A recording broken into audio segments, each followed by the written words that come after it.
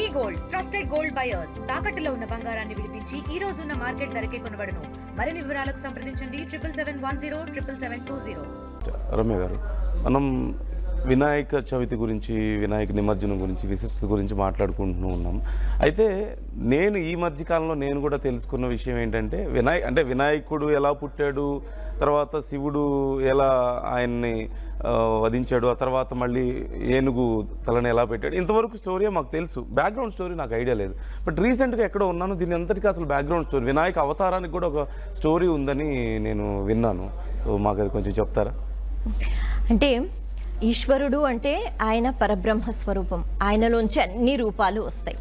అయితే మనం ఈ కథ వినేటప్పుడు లేకపోతే చెప్పేటప్పుడు అందరికీ ఈ సందేహం వస్తుంది. అంటే అదేంటది, ఒక చిన్న పిల్లాడితో తగులాడటమా, ఆ తర్వాత ఏకంగా తల తీసేయటమా, ఆ తర్వాత పార్వతీదేవి వచ్చి కంగారు పడి అయ్యో నా కుమారుడు మీరు ఎలాగైనా తల పెట్టాల్సిందే అంటే ఒక ఏనుగు తల దొరికితే అది తెచ్చి పెట్టేయటము, ఇంతవరకు మనం విని వదిలేస్తే ఇది చాలా చిన్న పిల్లలకి చెప్పిన కథలా ఉంటుంది. కానీ ఇందులో చాలా పెద్ద తత్వం దాగి ఉంటుంది. దాని గురించి మనం మాట్లాడుకుందాం. అయితే ఎప్పుడైతే అమ్మవారు తన పసుపుతో, అంటే ఒంటికి రాసుకున్న పసుపుతో లేకపోతే నలుగు పిండితో ఒక ప్రతిమ తయారు చేసి అక్కడ పెడతారో, ఈశ్వరుడికి తెలియని విషయం అంటూ ఏది ఉండదు, అంతా భగవంతుడికి తెలుసు. అయితే ఈశ్వరుడు అలా వచ్చిన తర్వాత ఈ మూర్తిని చూసిన తర్వాత, ఈ బాలుడిని చూసిన తర్వాత, అప్పుడు ఆ బాలుడు మానవ రూపంలోనే ఉంటాడు. అంటే తల కూడా మామూలుగానే ఉంటుంది. అయితే వాదనలు పెరగడము, ఆ తర్వాత తల తీసేయటం, అది కూడా త్రిశూలం పెట్టి తీసేసేట, ఇలా మనకి వినిపిస్తూ ఉంటుంది. అయితే అంతగా అంత చిన్న పిల్లవాడికి అలా త్రిశూలంతో పొడవవలసిన అవసరం ఏముంది? అది దీన్ని ఎలా అర్థం చేసుకోవాలి అంటే, శివ పరివారం అన్నది ఒకటి ఉంటుంది.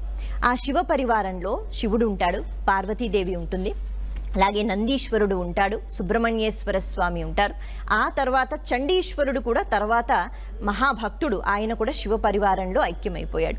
అయితే ఇప్పుడు ఈ పిల్లాడిని శివ పరివారంలో చేర్చుకోవాలి అంటే మనలాగా భగవంతుడికి గుణాలతో సంబంధం ఉండదు. అంటే మనం ఒక్కొక్కసారి సత్వగుణంతో ఉంటాం, సాత్వికంగా ప్రవర్తిస్తూ ఉంటాం, రజోగుణంతో ఉంటాం, తమో గుణంతో ఉంటాం. ఇలా గుణాలకు అతీతంగా మనం ఎప్పుడు ఉండలేము, అంటే మనం అలా ప్రవర్తిస్తూ ఉంటాం. అలాగే ప్రతి జీవి కూడా. కానీ పరమాత్మ అన్న వెంటనే గుణాలకి అతీతంగా ఖచ్చితంగా ఉంటూ ఉండాలి. ఇప్పుడు ఈ బాలుడు, ఈశ్వరుడు వచ్చిన వెంటనే నువ్వు ఎవరు అని అడుగుతాడు, ఎందుకంటే బాలుడికి తెలియదు. కారణం ఏమిటి అంటే ఆయన గుణాలతో ఉన్నాడు, మనలాగే బహుశా ఉన్నాడు. ఇప్పుడు ఆ బాలుడికి ఈశ్వరుడు తెలియాలంటే, ఈశ్వరుడు తెలియడం అంటే నాన్న అన్నది కాదు, పరబ్రహ్మ స్వరూపాన్ని పోల్చుకోగలడం. పరబ్రహ్మ స్వరూపం పోల్చుకోవడము అంటే ఏమిటి అంటే ఈశ్వర తత్వాన్ని అర్థం చేసుకోగలడం, అంతా పరమాత్మే అన్న విషయాన్ని అర్థం చేసుకోగలడం. అటువంటి గుణం అప్పటికి ఇంకా లేదు. కాబట్టి పైగా గజముఖాసురుడు అనే ఒక రాక్షసుడు ఉండేవాడు, ఆయనకి ఏనుగు తల ఉండేది. ఆయన ఎటువంటి వరం కోరుకున్నాడు అంటే, మళ్ళీ ఎవరికైతే ఏనుగు తల ఉంటుందో అటువంటి వాడే నన్ను చంపాలి అని. మరి అలా అంతవరకు ఏ రూపం లేదు కదా, ఏనుగు తలంతో అలాగే మనిషి శరీరంతో ఎవరు ఉండరు. కాబట్టి ఆ రాక్షసుడు అలా కోరుకుంటాడు. ఇప్పుడు ఈ రాక్షసుడిని అంతం చెయ్యాలి అంటే గజముఖం కలిగిన వాడు కావాలి. అందుకే ఈశ్వరుడు అనుకుంటాడు, ఎలాగో పార్వతీదేవి యొక్క శరీరం ఆ నలుగు పిండి లేకపోతే పసుపు దానితో తయారు చేసిన రూపం, అంటే ఆది పరాశక్తి యొక్క ప్రతిరూపం, కాబట్టి బాగా శక్తివంతుడు. ఇప్పుడు ఆ శక్తివంతుడికి గజముఖం పెట్టినట్లయితే, పెట్టాలి అంటే ఉన్న తల తీసేయాలి. ఉన్న తల అలా తీసేస్తే ఎటువంటి ఉపయోగం ఉండదు. ఇప్పుడు ఈ బాలుడు శివ పరివారంలో చేరాలి అంటే, ఈశ్వరుడిని పోల్చుకోవాలి అంటే ఈశ్వర తత్వం తెలుసుకోవాలి అంటే గుణాలకు అతీతంగా ఉండాలి. అందుకే ఆ త్రిశూలము 3 కోణములు ఉంటాయి, సూదిగా ఉంటాయి కదా, ఆ 3 కూడా గుణాలకు స్వరూపాలు అని అంటారు. కాబట్టి ఆ త్రిశూలంతో తల తీసేసినప్పుడు ఇప్పుడు గుణాలకు అతీతంగా అయిపోయాడనమాట. కాబట్టి ఈ బాలుడు కూడా పరబ్రహ్మ తత్వాన్ని పొంది ఉన్నాడు. మనలా గుణాలకి సంబంధించి లేకుండా, ప్రకృతికి ఆధారపడి ఉండకుండా, అన్నిటికీ అతీతమై కాలాతీతుడు భగవంతుడు, కాలానికి కూడా ఎప్పుడు లొంగిపోడు. కాబట్టి ఇలాంటి రూపం ఒకటి కావాలి. అందుకే త్రిశూలం పెట్టి ఆ బాలుడి యొక్క శిరస్సు తీసి ఈ తత్వజ్ఞానాన్ని బోధించినట్టు చేసి గజముఖం పెట్టి తర్వాత గజముఖాసుర అంతం జరిగింది. ఇప్పుడు పెట్టిన వెంటనే ఈశ్వరుణ్ణి పోల్చుకున్నట్ట ఆ బాలుడు. అంటే తండ్రి అని కాదు, భగవత్ తత్వాన్ని తెలుసుకున్నాడు. Okay okay. అంటే బట్ కారణం ఏదైనప్పటికీ కూడా ఈవెన్ గజముఖాసురుడితో ఇప్పుడు తర్వాత వినాయకుడు యుద్ధం చేసి ఉంటాడని కూడా విన్నాను. సో ఇవన్నీ ఎందుకో మరి బయటకు ఎక్కువ రాలేదు. శివుడు ఇలా వధించడము, తర్వాత ఏనుగు తల, ఇంతవరకే ఎక్కువగా ప్రచారంలో ఉంది. కానీ గజముఖాసురుడి స్టోరీ కానీ ఆ తర్వాత యుద్ధానికి సంబంధించి కానీ మేము ఎక్కడ వినలేదు. అంటే మాకు అంతా సినిమాల్లోనో లేదంటే ఏదైనా అక్కడెక్కడ చదివింది తప్పితే మేము డైరెక్ట్గా ఇవన్నీ చదివిన వాళ్ళం కాదు. కాబట్టి మేబీ కామన్ పీపుల్కి అంత ఎక్కువ నాలెడ్జ్ లేదు. మనం వినాయకుడి గురించి, వినాయక చవితి స్పెషల్ గురించి మాట్లాడుకుంటున్నాం. వినాయకుడికి అంటే చిన్నప్పుడు నాకు గుర్తున్నంత వరకు పుస్తకాలు పెట్టాలి, అక్కడ పూజలు చేయాలి, చదువు బాగా వస్తుంది, ఇలా చెప్పేవాళ్ళు సహజంగా. అయితే ఇప్పుడు అసలు వినాయకుడిని ఏం అడగాలి అనే ప్రశ్న వచ్చినప్పుడు ఏం కోరుకోవాలి? పిల్లలైనా సరే పెద్దవాళ్ళైనా సరే ఏం కోరుకోవాలి వినాయకుడిని? అంటే మనం భగవంతుడి దగ్గరికి ఎక్కువగా భక్తితో ఎందుకు వెళుతూ ఉంటాము అంటే, కాదనడానికి లేదు, ఇది నిజం. మన మనసులో కోరికలు పుడుతూ ఉంటాయి, అవి తీర్చుకోవడానికి మనకి భగవంతుడు గుర్తుకొస్తూ ఉంటాడు. లేదు అంటే చాలా పెద్ద కష్టం వస్తూ ఉంటుంది, బాధలు. కాబట్టి ఈ కోరికలు, బాధలు, వీటి గురించి భగవంతుడిని ఆరాధిస్తూ ఉంటాం. అయితే మరి భగవంతుడే కదా మనకి తల్లి అయినా తండ్రి అయినా, కాబట్టి అడుగుతూ ఉంటాం. కానీ మనకి శాస్త్రము ఎంత అద్భుతంగా చెప్తుందంటే, ఒక 16 కోరికలు మనం కోరుకోవాలట. ముఖ్యంగా వినాయకుడిని 16 కోరికలు. ఈ 16 కోరికలు కోరుకుంటే ఇంకా ఏమీ కోరుకోనవసరం లేదు.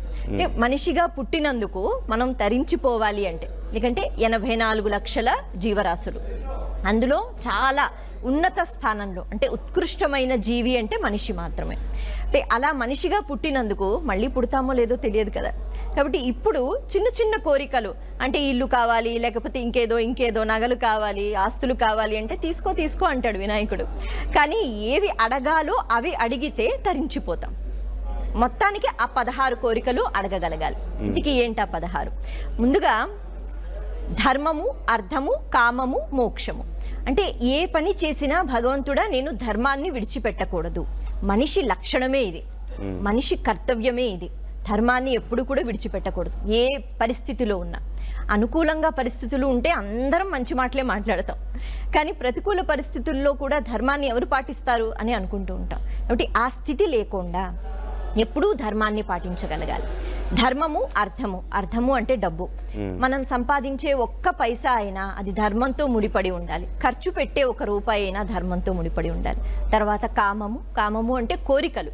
మనసులో పుట్టే కోరికలు ధార్మికమైన అయితే పర్వాలేదు, కానీ అలా కాకుండా అవతల వాళ్ళని హింసించి, వాళ్ళని బాధ పెట్టి, వాళ్ళు ఏడ్చినా పర్వాలేదు నేను సుఖంగా ఉండాలి అని అనుకునే కోరికలు ఉంటాయి కదా, అవి ప్రమాదం. కాబట్టి నా కోరికలు ధర్మంతో ముడిపడి ఉండాలని కోరుకోవాలి. ఆ తర్వాత మోక్షము. ఎప్పుడైతే ఈ ధర్మంతో అర్థం ఉంటుందో, ధర్మంతో కామము అంటే కోరికలు ఉంటాయో, మోక్షం మనకి కలుగుతుంది. అంటే మళ్ళీ ఇలా ఇన్ని జీవరాశులుగా పుట్టి అలా వెళ్ళిపోకుండా శాశ్వతంగా మోక్షం, మళ్ళీ పుట్టలేని స్థితికి వెళ్ళిపోవటం. ఈ 4 ప్రథమంగా. ఆ తర్వాత భక్తి, జ్ఞానం, వైరాగ్యం, ఇంకొక 3. భక్తి ఉండాలి. అంటే మనం అనుకుంటాం ప్రతిరోజు పూజ చేస్తాం కదా, మనందరికీ భక్తి ఉంది అని. కానీ కోరికల వల్ల మాత్రం కాదు, కృతజ్ఞతతో మన భక్తి ఉండాలట. మనం ఎంతమంది మహానుభావులు, మహాభక్తుల జీవిత చరిత్రలు చూస్తే వాళ్ళు ఏది కోరరు. మహా అయితే భగవంతుడా నేను ఒక్కసారి చూడాలనుంది అని అడుగుతారు, భగవద్ దర్శనం అడుగుతారు, అంతేగాని వాళ్ళకి ఏ కోరికలు ఉండవు. మహాభక్తులు అలా ఉంటారు, కేవలం కృతజ్ఞతతో. ఎందుకంటే భగవంతుడు ఇచ్చిన ఈ శరీరము, ఈ శక్తులు, ఈ జ్ఞానేంద్రియాలు, పంచేంద్రియాలు, మన జీవ చైతన్యం అన్నీ భగవంతుడు ఇచ్చాడు కదా, ఎన్నో లక్షణాలు. కాబట్టి కృతజ్ఞతతో మన భక్తి ఉండాలి. ఆ తర్వాత జ్ఞానం. ఏ పని చేసినా జ్ఞానం ఉండాలి. జ్ఞానం లేని పని, జ్ఞానం అంటే కేవలం చదువుకున్న పిల్లలకి మాత్రమే కాదు, మనం ఏ పని చేసినా, ఏ కర్మ చేసినా అందులో జ్ఞానం ఉంటే గనక ఖచ్చితంగా విజయాన్ని సంపాదిస్తాం. అది జ్ఞానం. ఇక వైరాగ్యం అన్న వెంటనే అదేదో అంటే అందరినీ విడిచిపెట్టి మనం అడవులకి వెళ్ళిపోవాలా, సన్యాసం స్వీకరించాలా అన్నది కాదు. ఎప్పుడు దేన్ని పట్టుకోగలగాలి, ఎప్పుడు విడిచిపెట్టగలగాలి తెలియాలి. అన్ని పరిస్థితులు ఒకలా ఉండవు కదా మనుషులం. ఒకరోజు సంతోషంగా ఉంటాం, ఇంకో రోజు నవ్వుకుంటాం, ఇంకో రోజు చాలా పెద్ద కష్టం వస్తుంది, దాన్ని కూడా ఎదుర్కోవాలి. కాబట్టి అప్పుడు దేన్ని మనం పట్టుకోవాలి, దేన్ని విడిచిపెట్టగలగాలి, ఇది మనం చాలా జాగ్రత్తగా ఆలోచన చేయాలి. ఉదాహరణకి శ్రీరామచంద్రమూర్తి పిలిచారు, మన్నాడు నీకు పట్టాభిషేకం చేస్తామన్నారు. సరే మరి ఉపవాస దీక్షతో ఉండు అన్నారు. ఆయన వెళ్ళారు. మళ్ళీ పిలిచారు. 14 సంవత్సరాలు వనవాసానికి వెళ్ళాలన్నారు. ఆనందంగా ఆయన ఆ పరిస్థితిని స్వీకరించి వెళ్ళిపోయారు. కాబట్టి అక్కడ ఏడుస్తూ కూర్చోలేదుగా, అయ్యో నేను రాజును అవుతాననుకున్నాను అని. ఇప్పుడు ధర్మం ఏమిటి, నేను వెళ్ళిపోవాలి వనవాసానికి. కాబట్టి ఆయన ఆనందంగా వెళ్ళిపోయారు.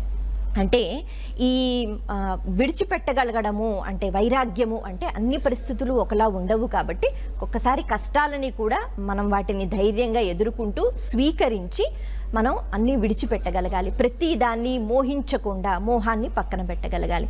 ఇక్కడికి అయ్యాయి 7. ఆ తర్వాత ఆయుష్, ఆరోగ్యం, సంపద.